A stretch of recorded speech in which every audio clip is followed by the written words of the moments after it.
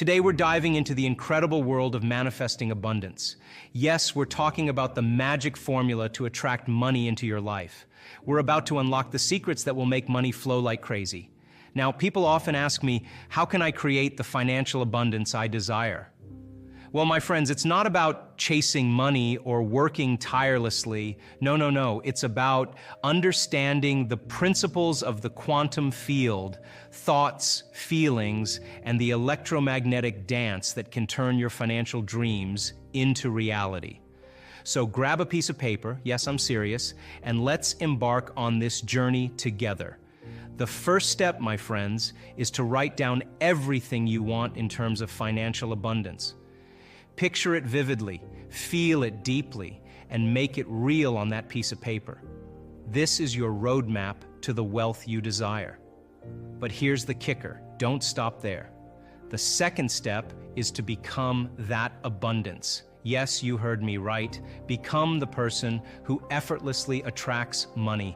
It's not about wishful thinking. It's about embodying the energy of financial prosperity. It's about being in a state where you and money are in perfect harmony. Now, let me share a little wisdom about relationships because trust me, your relationship with money is just as crucial as any other. I've been asked numerous times about soulmates, and it's funny how people seek love but really want happiness. Similarly, many chase money but really desire financial freedom. Your thoughts are like electrical charges in the quantum field, and your feelings are the magnetic fields that draw events back to you. If you're not in a state of love for life, for yourself, and for your financial journey, there's no magnetic field to draw that abundance to you. So start by creating love in your financial life through meditation, visualizing the wealth you desire with every fiber of your being. Now, let's talk about relationships in a broader sense. I've always believed that a relationship should never feel like work. If it does, something isn't clicking. The same principle applies to your relationship with money. If you're working tirelessly for it, something is off.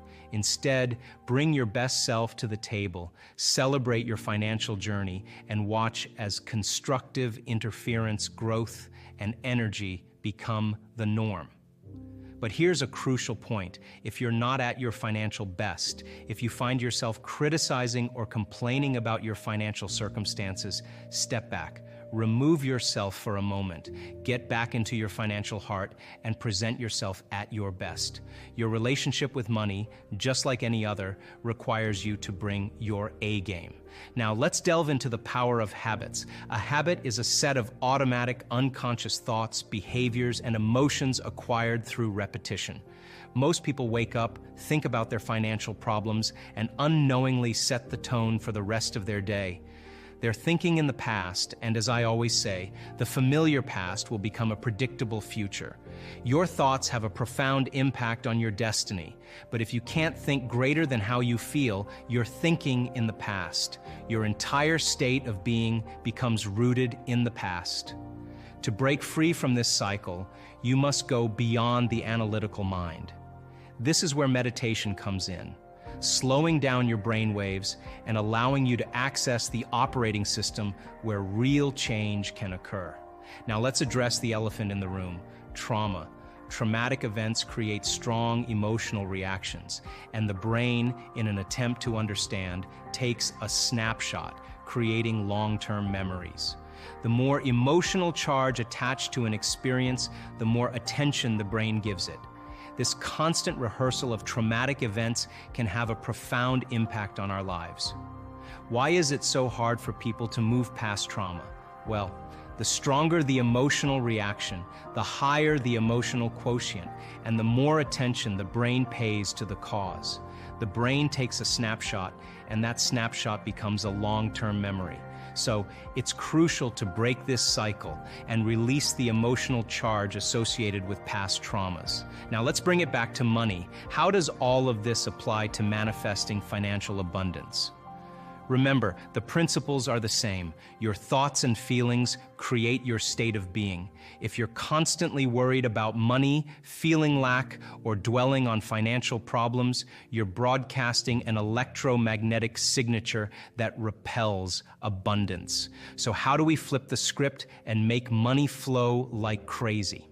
First and foremost, become aware of your financial thoughts and feelings. What is the electromagnetic signature you're sending out into the quantum field? If it's rooted in scarcity, lack, or fear, it's time for a change. Start by creating a new financial vision. Take out that piece of paper again and write down everything you want in terms of financial abundance. Picture it vividly and feel the joy, excitement, and gratitude as if it's already happening. This is not wishful thinking. This is a powerful practice that aligns your thoughts and feelings with the reality you want to create. Now let's talk about gratitude. Gratitude is a powerful magnetic force. When you express gratitude for the money you have, the opportunities that come your way, and the abundance in your life, you amplify the electromagnetic signal you're sending out. Gratitude shifts your focus from lack to abundance, creating a magnetic field that attracts even more wealth. But here's a key point. You can't just go through the motions of gratitude. It's not about reciting a list of things you're thankful for without feeling it deeply. You must embody the emotion of gratitude. Feel the joy, appreciation, and fulfillment as you express gratitude for the financial abundance that is flowing into your life. Now, let's address a common pitfall, the victim mindset. If you blame external circumstances or others for your financial situation, you're relinquishing control. Remember, anything that controls the way you feel and think makes you a victim. Take back your power by acknowledging that you have the ability to change your financial reality. Shift your focus from blaming external factors to taking responsibility for your financial mindset. If you're not seeing the results you desire, ask yourself, am I missing something? Am I not seeing myself in some way? This healthy self-reflection opens the door to transformation. Your thoughts and feelings are the key players in the manifestation game. If you're not drawing the financial experiences you desire, it's time to upgrade your electromagnetic signal. Elevate your thoughts, cultivate positive feelings, and watch as money flows into your life like never before. Now, let's talk about the power of consistency. Just like any habit, manifesting financial abundance requires consistency. You can't create a vision board, express gratitude for a day, and then revert to old thought patterns. Consistency is the key to rewiring your brain and creating lasting change. Incorporate daily practices that reinforce your financial vision. Whether it's through meditation, visualization, or affirmations, make these practices a non-negotiable part of your routine. Consistency builds momentum, and over time you'll find that your thoughts and feelings naturally align with the abundance you seek. The quantum field responds to your energy, and consistency strengthens that energy. Think of it as tuning into the frequency of abundance. The more consistently you broadcast this frequency, the more the quantum field responds by aligning events, circumstances, and opportunities with your financial vision. Now let's wrap it up with a powerful affirmation. Repeat after me. I am a magnet for financial abundance. Money flows to me effortlessly and abundantly. I am aligned with the energy of prosperity, and opportunities to increase my wealth are constantly coming my way. Feel the resonance of these words. Embody the energy of financial abundance and let it become a mantra that guides your thoughts and feelings. As you consistently affirm your financial abundance, you're rewiring your brain and aligning with the quantum field to manifest the wealth you desire. The key to attracting money like crazy lies in your thoughts, feelings, and the electromagnetic dance you create in the quantum field. Take charge of your financial narrative, embody the energy of abundance, express gratitude, and stay consistent in your practices. The universe is ready to respond to your powerful signal, and soon you'll find that money is flowing into your life like never before. Now, if you trust that you can go a little further, then all of those thoughts are just thoughts in your head that you have to create coherence around. So if you stopped and you said, I am going to master this moment, forget about going anywhere, doing anything, following instructions, I'm just going to work with my body to get it back into the present moment and continue to unfold back into possibility. Here's my question. If you turn that battleship around even slightly by executing a will that's greater than that program, and you are in hot pursuit of your own freedom and your brain and your personality is beating you up, I've had those moments, and you know what? It's David and Goliath. It has always seemed bigger than me because I've given it so much of my attention and so much of my energy. It is bigger than me. But when I no longer pay attention to it, just like not giving my power to it, now I can settle myself back into the present moment, and it's just the thought. And I examine that thought, I look at it, and I become very familiar and conscious of it. And then my brain will say, well, what about this? You did this wrong, it's too late. Give up. And then I address that thought. Now, here's my question. 45 minutes of doing battle with your personality and continuously choosing love and unfolding deeper into it. If you make the effort to disinvest your attention and energy out of Goliath and pull energy back to you, but the next meditation that you have could be the easiest meditation for you to connect. Is it possible? So then that had to come up for you in order for you to evolve through it. Yes or no? And your body is just saying, look, I'd rather be worrying about my taxes than connect to the divine. Yes or no? There's a book that was one of my favorite books I ever read. It's called The Red Lion. And The Red Lion is a great story of an initiate that murders an alchemist and drinks the Philosopher's Stone drinks, the Red Lion, the elixir of life that causes immortality. And he wasn't ready to drink this Philosopher's Stone. He wasn't of the right consciousness, and when he drank it, he never forgot any of his lifetimes. And he saw all his demons. And this book is this journey of this soul through different levels of every single lifetime you can imagine that you and I can relate to. And he runs into a secret society, and he becomes initiated.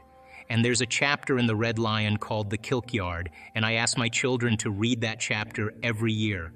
Every year they have to read that chapter, because the initiate sits down in front of a statue, an inanimate statue. And his job is to animate that statue and bring it to life. Are you with me? And for years, he wakes up in the morning, makes his tea, has his breakfast, and then all day he's putting his life force and his energy into animating this particular statue. And after years, he notices it swallows. He notices it moving its finger, and the moment he starts to realize that he could take something inanimate and bring it to life, he gives it more of his attention and energy. You with me still? Until it is a walking, talking being. As we begin to create more coherence in the brain, more coherence in the heart, you're creating a very profound laser, a Wi-Fi signal that can allow you to read information. Can't read it if you're separate. You can't read it if your brain's incoherent. You can't read it if your heart's incoherent. And so the more coherence and order you have, the more the experience gets enriched, because you can't read that information unless you're ready for it. That's the point. So as people start getting through this and they start having very profound moments, and they're now opening their heart and they can sustain heart coherence and they know how to create brain coherence, that's the formula. And now they have a laser. They have coherent light and information that can read information that exists beyond the senses. And the pineal gland, once activated, will transduce it into profound imagery. Whether you see with your eyes open or your eyes closed, it doesn't matter, because it's more real than anything you've ever experienced. Let's have a small pause here. It's the next part. Dr. Joe is going to talk about his research about the 4 states of matter. Listen carefully. This is very important. And so I started researching, and I found that there's 4 states of matter. There's solids, there's liquids, there's gases. And the biggest, most abundant form of matter, what's called plasma. And plasma is when you have a negative charge and a positive charge, and they haven't formed an atom yet. So if you have a negative charge and a positive charge, then you're going to have an electrical current running between the two and a field around that current. And the universe really, stars connect through plasma. Everything connects through plasma. So when you start seeing these complex patterns, it's an impression from that plasma that's being pressed into three-dimensional reality. And so if you take 3 stones, right, and you drop them at the same time into a plate, and you freeze the water in the plate, and those 3 stones fall, and they start producing concentric rings, and they start interfering with each other, you're starting to get complex pattern of interference. If you take a light and you shine it through that frozen piece of matter, when you shine the light through it, when the light shines through it, the laser shines through it, you will see the appearance, a hologram of those 3 stones projected out into space. That's exactly how reality is. So then reality then is a projection, right?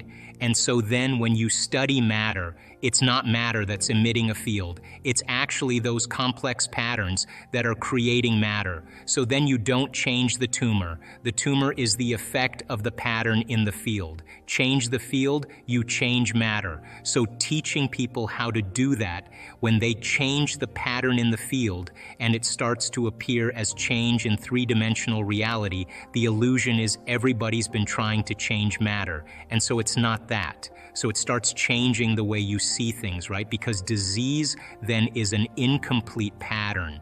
It is a fractal pattern that's lost order, that's lost coherence, that's lost centropy, that is fragmented, can we say? You could say it's broken down, it's disorderly, it's chaotic.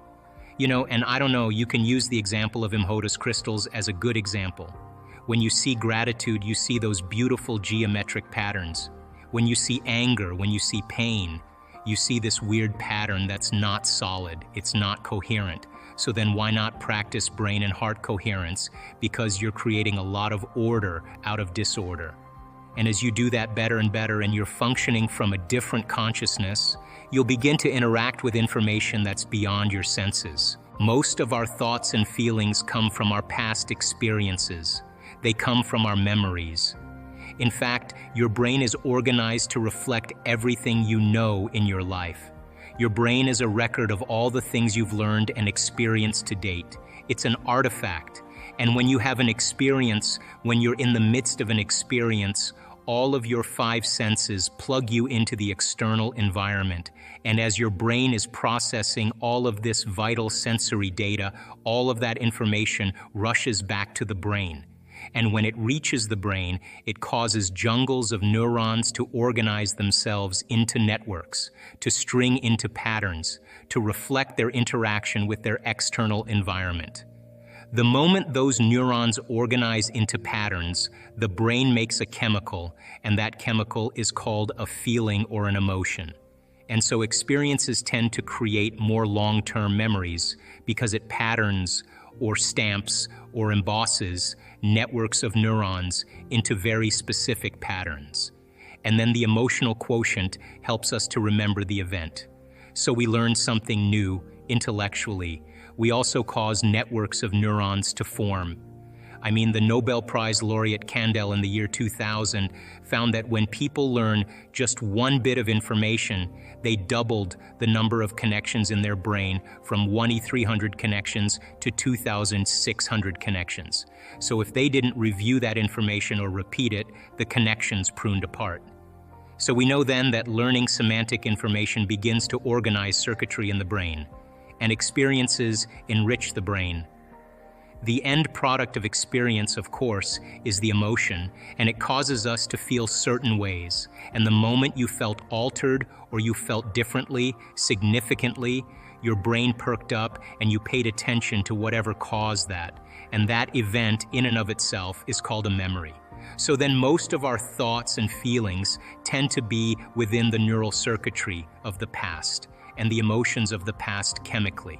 So if you take a thought, thoughts are the language of the brain, and feelings are the language of the body, and how you think and how you feel creates a state of being.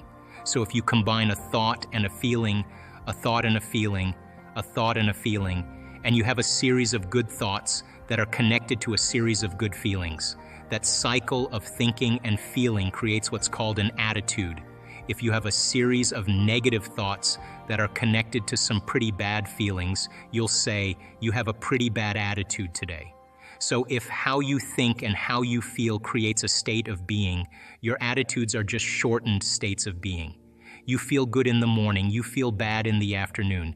If you take an attitude, and you begin to string attitudes together, when you combine an attitude, you start to form what's called beliefs.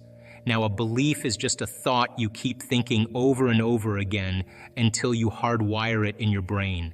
And because beliefs are based on past experiences, the very boundaries of our beliefs are how we feel. And so when our beliefs get challenged, it typically doesn't feel right. I know from the research that we've done that the redundancy of thinking and feeling and thinking over time, for example, a person has an insecure thought, then they feel insecure. The moment they feel insecure, they think more insecure thoughts. They fire and wire more circuits in their brain to feel more chemicals of insecurity. And then once they're feeling insecure, they think more insecure thoughts. And they do this over and over again. The redundancy and the repetition of that cycle over time conditions the body to subconsciously become the mind. Once the body becomes the mind, that's called a habit. It turns out that 95% of who we are by the time we're 35 years old are a set of habituations, unconscious thoughts, unconscious behaviors, unconscious emotional reactions that function like a subconscious computer program. So back to beliefs. An attitude are shortened states of being, and you combine them together then. Then a belief, then, the cycle of thinking and feeling over time creates a subconscious state of being. I don't move past the word visualization because I think it kind of conjures up a little bit too much of a spiritual association. The word that's used in science is called mental rehearsal. In mental rehearsal, there's two types of mental rehearsal. There's what's called internal mental imaging, which means you're in the scene as the first person experiencing it. And then there's called external mental imaging, which is you're observing yourself in the scene. It turns out that when you are actually in the first person and not the third person, that action of rehearsing what you're doing produces the strong biological change. Now let's talk about this. You can take a group of people that have never played the piano before, and you can do a functional brain scan on them, and then you can teach them one-handed scales and chords, and they'll practice those chords 2 hours a day for 5 days. At the end of 5 days, they grow a whole new set of circuits on the opposite side of the brain. Well, that makes sense. You learn something new. Learning is making new synaptic connections. You get your body involved with some instruction. When you get your body involved, you're going to have a new experience. Experience enriches the brain. You pay attention to what you're doing. You've got to pay attention. You have to stay present. And if you repeat it over and over again, firing and wiring, you assemble new networks of neurons equal to your experience. Nothing new there. But you can take a group of people and you can have them close their eyes to a brain scan on them before the experiment. 5 days later, do a brain scan after. And for 2 hours a day, they mentally rehearse playing those scales and chords. At the end of 5 days, they grow the same amount of circuits in their brain as the people actually physically doing the exercise. So what's the relevance? Number one, when you're truly focused and you're truly paying attention, your brain does not know the difference between what's going on out there and what's going on in here. So the thought becomes the experience, and the brain looks like it's been playing the piano for the last 5 days, but they never lifted a finger. Now, from a biological standpoint, our brains are a record of the past. They're an artifact of everything we've learned and experienced to this moment. When we prime the brain to change its circuitry before the experience, now the brain is no longer a record of the past.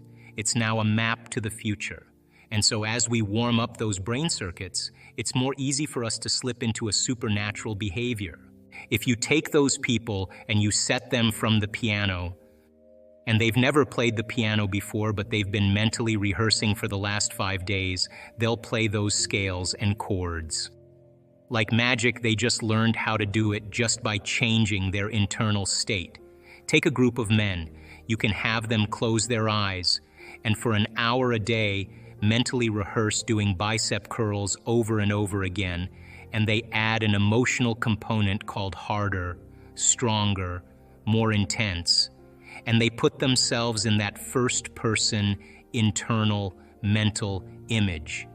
At the end of 2 weeks, they have a 13.5 increase in muscle strength, and they've never performed the activity. Not only is the brain changed to look like the experience has already occurred, now the body has changed by thought alone. The body looks like it's been working out for the last 2 weeks. So then the power of mental rehearsal, of imaging, primes the brain and body to look like the future has already occurred. And when you set the extent of your limit, and you can image what you can do even further than what's normal, then you are stepping into the unknown. And of course, then your body is going to follow your mind because the experience has already happened.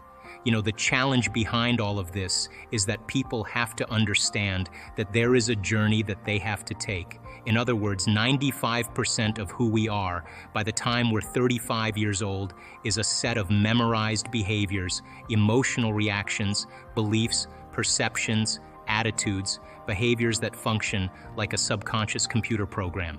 95% of who we are is a habit, and it's programmed in the body to keep doing something so many times the body knows now how to do it better than your brain. Here are 2 very important windows that open up that allow your body and your brain to be more suggestible to information. That is when you wake up in the morning, your brain waves go from very slow delta to theta to alpha to beta. And when you go to bed at night, you go from beta to alpha, theta, delta. So you slide up the scale when you wake up, and you slide down the scale when you go to bed at night. And most people, when they go to bed at night, they just go from beta right down the delta. They fall very quickly. You can teach people then how to just sit and slow everything down and begin to visualize, begin to affirm, begin to change their thought, to begin to work with their body. And it seems, according to our research, that those changes can last. So what do most people do when they wake up in the morning? Your brain is a record of the past. It's an artifact, a memory bank of everything you've learned and experienced to this moment. So people wake up in the morning and they start thinking about their problems. And those problems are memories in the brain that are connected to certain people and certain things at certain times and places. So they wake up in the morning and they start thinking in the past. Now, the moment they start having those thoughts, every one of those experiences has an emotion associated with it. So when they start thinking about their problems or the problems of the world or the problems of their body or whatever it is, problems at work, they all of a sudden start to feel the correlated emotion. So now their body's in the past. So now people then get caught up in an emotion. They reaffirm their identity. They could wake up in the morning and feel nothing at all. And then all of a sudden they say, well, wait a second, I've got to get back to myself. So they start thinking about their problems, and here come the emotions. And they say, oh, now I feel like me again. So those emotions then begin to influence our thoughts. Like if you feel like a failure, you're going to think you're a failure. And when you think you're a failure, you're going to feel like a failure. And when you feel like a failure, you're going to think more thoughts equal to being a failure. And the cycle of thinking and feeling and feeling and thinking causes you to say, I am a failure. And the repetition of that process of thinking and feeling and feeling and thinking conditions the body to become the mind of that emotion.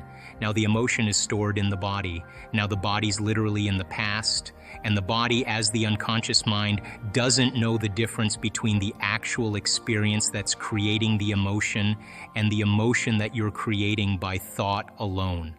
Your body's believing it's in the same experience 24 hours a day, 7 days a week, 365 days a year. So getting people out of the past is the work. So then they wake up in the morning after they reaffirm who they are, and they can't think greater than how they feel. They're in the familiar past. So if you're in the familiar past, you're going to do the things that reaffirm the emotions of your predictable future. So you wake up in the morning, you check your WhatsApp, you check your text, you check your Twitter, you tweet, you check your Facebook, you check your email, you check the news. Now you are really connected to everything that's known in your life.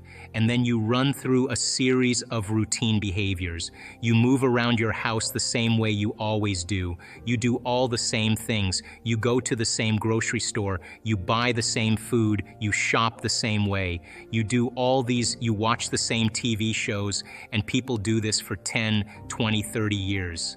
Now their body's on autopilot, and their body's dragging them into a predictable future based on what they did in the past.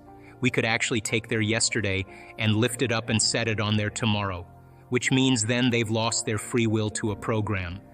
So now the familiar past and the predictable future is called the known. There's only one place that you have to train a person to be so that they're not in the known, they're in the unknown, and that's called the present moment. So people get very happy being unhappy because they would rather cling to their unhappiness than take a chance in possibility. So stepping into that river and beginning to make a new choice and understanding that uncertainty, that unpredictability is the unknown. Now you're in that river of change, and it is the neurological, the biological, the chemical, hormonal, genetic death of the old self. People say to me, well, if there's uncertainty, I can't predict my future. And I always say the same thing.